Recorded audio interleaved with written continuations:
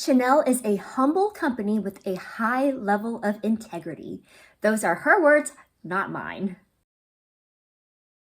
I feel like we can't not talk about this, especially if you're someone who follows the luxury industry or who enjoys purchasing luxury either habitually or for special occasions, or especially if you're someone that agrees that there are tiers even within the luxury industry where Chanel is just a handful of brands considered as high luxury, as the interview puts it. And if that's the case, then I think you might want to be aware of this video. So Bloomberg recently did a rare interview with Leena Nair, who has been the CEO of Chanel for the past couple of years. And to the best of my knowledge, this is one of the few interviews I have seen of her. The interview is about 24 minutes long. And while I highly encourage you to go watch it, I'll give you a rundown of my 5 top takeaways of what was asked of her, what her response was, and I'll also share how it's all sitting with me as someone who has very mixed emotions towards Chanel as a luxury business. So of course, that being said, I have 2 disclaimers to make before we start. First, I will be sure to indicate what words are quoted from her directly and what are simply my personal interpretations and or reactions to her responses. This is purely for entertainment purposes only, okay, Leena? Please don't come for me. The second disclaimer, I am by no means passing judgment on Leena's leadership or competence as CEO. There is so much that goes behind the scenes of running a company that it is impossible to truly capture leadership competence by one interview alone. But I still think it's fascinating how her prior professional experiences color the way she answers or avoids some of these questions. So if you want to hear from the horse's mouth, so to speak, on topics like why is Chanel doing all of these price increases? How does Chanel feel about the pre-loved industry? Why won't Chanel sell their products online? Will Chanel ever go public? Then please keep on watching. Hello and welcome to A Briefcase of Luxury, a place where we love to chat about all things related to life, learning, and luxury. As a business professor by day and a luxe lover by night, you can say I nerded out just a little bit when I saw that Leena actually did an interview with Bloomberg. Now, while I have published a number of studies related to CEOs, especially when it comes to stakeholder response to official CEO narratives, I'm not coming at this interview as an academic. Instead, this is me responding as an aspirational luxury consumer, finally getting to see Leena speak as the CEO of Chanel for the very first time. So no, we're not going to do a deep dive into her use of rhetoric, etc. And we're definitely not going to attempt to draw any causal or correlated relationships between this one interview and the company's performance or the general public sentiment towards Chanel, etc. I just want to give you my read of her responses as someone who feels like she's been priced out of the Chanel market. And as someone who has never heard the Chanel side of the argument for why they have opted to do the things they have done in recent years.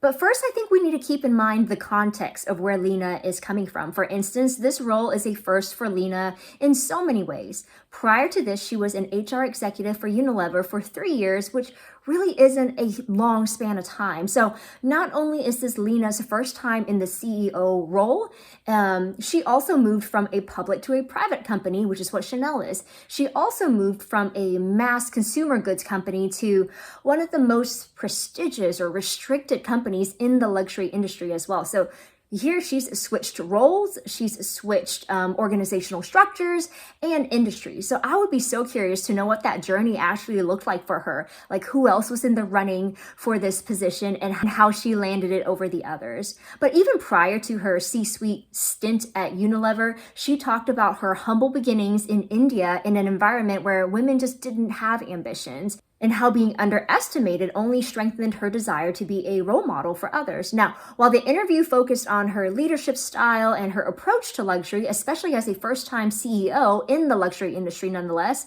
let's just all get off our high horse for a moment to recognize that you don't have to love luxury to run a luxury business. As Leena says so herself, business is business is business. So she definitely doesn't give off the impression that she was a Chanel girly with a closet full of Chanel classic flaps prior to being the CEO. And beyond that, just because this is a new industry for her doesn't automatically mean that she doesn't understand the industry.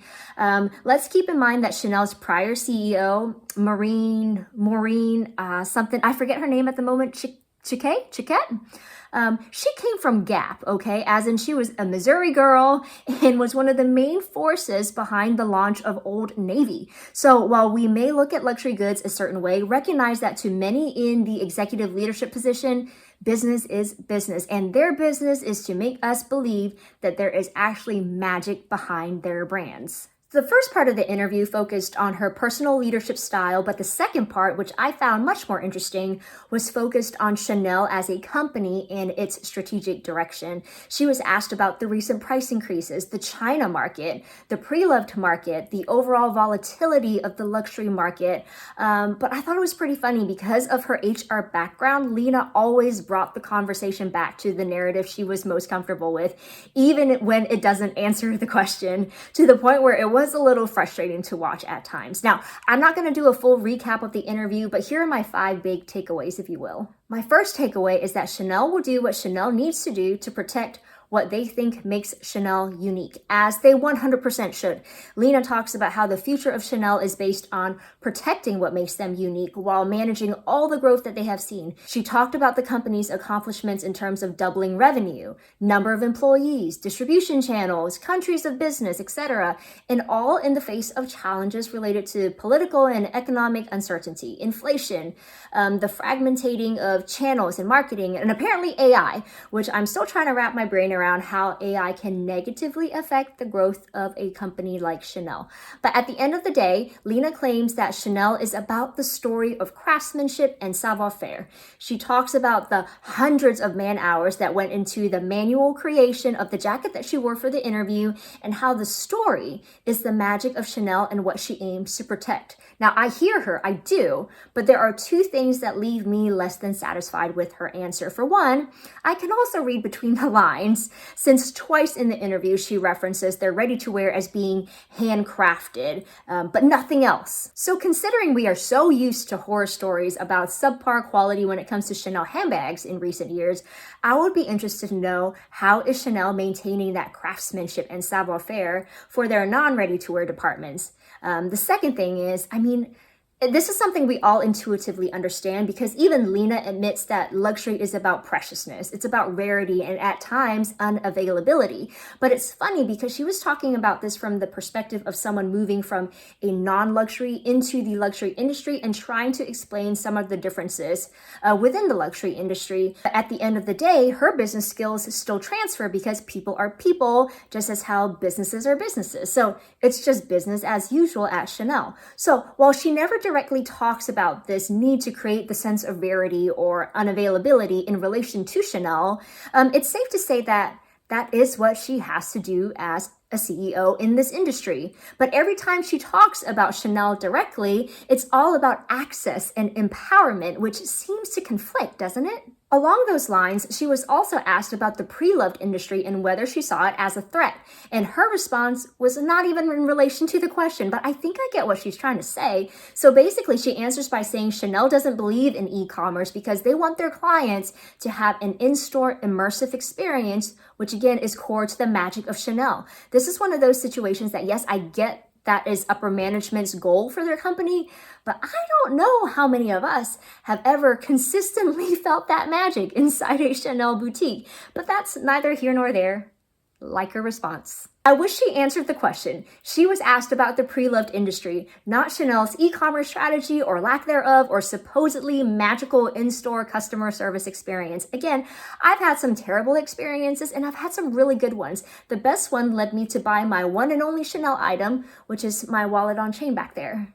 My second takeaway, again, is something you kind of have to read between the lines. So for one thing, Leena goes on to say that there is no one typical client and one reason to buy luxury. She talked about people buying Chanel because they are longtime fans or longtime dedicated buyers. And I did appreciate the stats she shared about how first-time buyers make up 30% of Chanel's clients, and that up to 35% will be Gen Z and Alpha customers who want to buy less and buy better and who see Chanel as a financial investment. So in other words, Chanel is expecting to see a growing customer base made of those below the age of 30, which to me is fascinating because Chanel is quite pricey for a typical 20-something-year-old, and getting pricier for heck any buyer of any age. And thus it's quite an aspirational purchase for what they see to be their core market, which just seems to be at odds with their practices of making their products more unobtainable. But sure, I can see how this buy less, buy better approach does align with Chanel's new practice of limiting the sales of classic bags, which helps slow down consumption. The next big takeaway is one that I just don't get, okay? Chanel's vision is to empower women. So multiple times throughout the interview, this is the main narrative we return to. She has a vision to change the world while looking good doing it. She wants to be remembered as a purpose-led leader, someone who makes women dream more. It was so funny when she was asked about expanding into menswear. She again avoided the question by talking about how Chanel is by women for women. She talks about the story of Coco Chanel, her DNA, her spirit of innovation in making clothes for the modern women in terms of trousers and crossbody bags. And in that spirit, she says that Chanel is still about empowering women, supporting women to be the best versions of themselves. She goes on to talk about her vision of workplace equality for women, making sure all voices are heard, how women make up 76% of Chanel employees and 60% of management, and how they have a 100-year plan of having a positive impact on the world, how they have goals to set the bar for luxury when it comes to sustainability and goals of net zero by 2040, and how Chanel is currently one of the largest philanthropic organizations, donating over $125 million to women empowerment. I'm not dogging Leena for any of this. If anything, this is the most consistent part of her narrative, but I am really struggling at the root to see how Chanel is empowering women, especially when it is a privately held company owned by two brothers with a joint net worth of nearing $100 billion.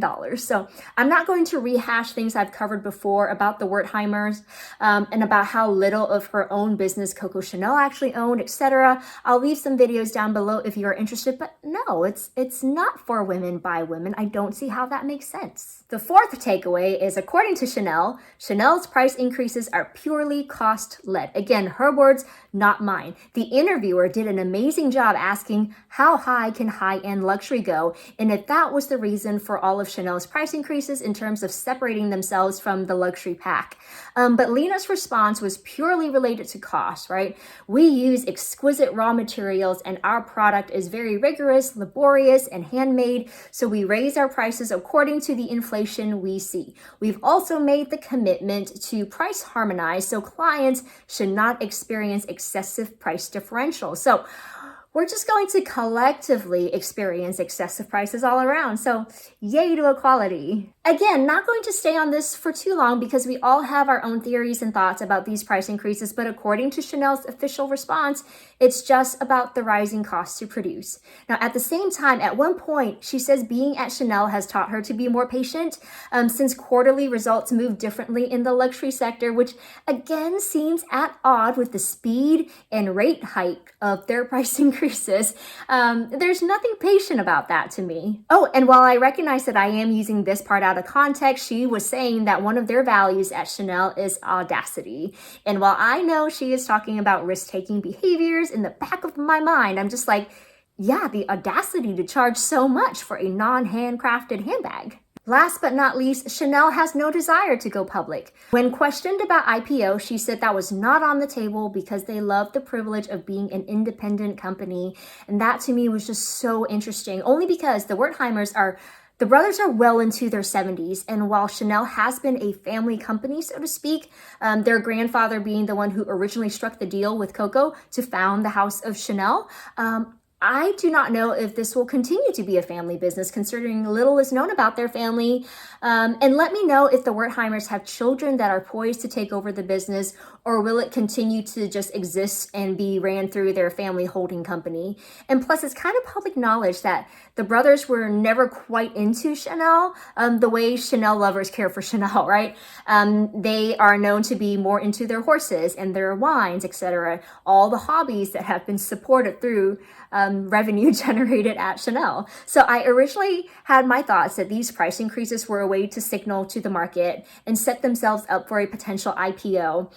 So it's interesting to see her so blatantly answer that question. Like, this was her first solid no, not happening, when there are so many other questions that she just kind of tiptoed around. But I get it. Once you go public, so does the inner workings of your company, like how much people are getting paid, how much is being distributed out back as equity, etc. As a privately held company, however, everything can peacefully go on without being publicly scrutinized. Now, currently, Chanel voluntarily releases some annual financial reports that are very light on the details, but show just enough for the public to see that, yeah, as a company, Chanel is doing very well financially. So while those are my main takeaways, she did end her interview with her best and worst piece of advice ever given. Best was to fall in love with the job you have right now and enjoy the journey. The worst advice was to stay quiet and blend in. But like, who gives that type of advice? Have you ever been told that? Please let me know down in the comments below and let me know the context. Like, if I was a spy, that's great advice. Or if I was a student who didn't do the reading and didn't want to get called on in class to answer, great advice. But I don't know if I've ever in my career been told that when it mattered. So how do I feel after having heard Chanel's side of the story? I honestly don't know. Not better, I can tell you that much. It really didn't soothe the pain of realizing that I just no longer see the value in pursuing Chanel even as an aspirational purchase. If anything, it made me a little disappointed, and it just confirms that I don't think I will be purchasing direct from Chanel in the future, and maybe not even pre-loved, because that would still be feeding into the ego of the brand. Unfortunately, I guess I just don't feel empowered by Chanel. I don't feel empowered knowing that prices in my mind have outpaced that of what I consider to be even remotely acceptable. I could go on about this forever, but I have a feeling this video is already going to run long. Also, the comments were really fun to read because there's this divide in how people feel about her. Like those who have no skin in the game versus those that are like me that have been pushed out of the game. So on one hand, there are those who admire her as a CEO. Like throughout the video, she talked about rising up to the challenge, you know, when she chose to study engineering and business, and when she chose to work the night shift to understand how a third of her staff worked back when she was at Unilever. She talked about wanting to be a leader for her people and how, considering the volatility of the market, she wants to be a collective leader that listens to all the voices at the table, and the days of the superhero leader are behind us. But if she wants to listen to all voices, I wonder if she will listen to ours and the countless of videos that have been posted about people being frustrated with these recent business practices, and how the classic flat just isn't worth its current price point. How if you want to buy Chanel, go vintage because it will probably be better made with higher quality materials, etc. And as a leader, I get wanting to hear the voices of your employees, but your audience is an important stakeholder group too, are they not? She talks about wanting to meet the needs of this younger generation by focusing on empowerment and sustainability, but I wonder how peripheral those needs are compared to like the meat and taters of the company. And she also talked about buying less but buying better, but that better bit is where a lot of us are struggling with at the moment. So yeah, while there are those that really admire her as a leader, I know that there are those that question Chanel's business tactics and are frustrated with some of their recent business choices. So I'm curious, if you could have been a part of that interview and asked Leena a question, what would you ask? What do you want to hear directly from her? Let me know down in the comments below. I think those would be so much fun to read. And I get that there are some things that she may not be at liberty to talk about, right? Avoiding the question about the pre-loved market may be something she's been advised to do, considering their ongoing copyright infringement lawsuits at the moment. But anyways, if you made it to the end of this video, thank you for sticking around. And if you enjoyed this video, please don't forget to like, subscribe, and hit that notification bell. And I'll catch up with you next time.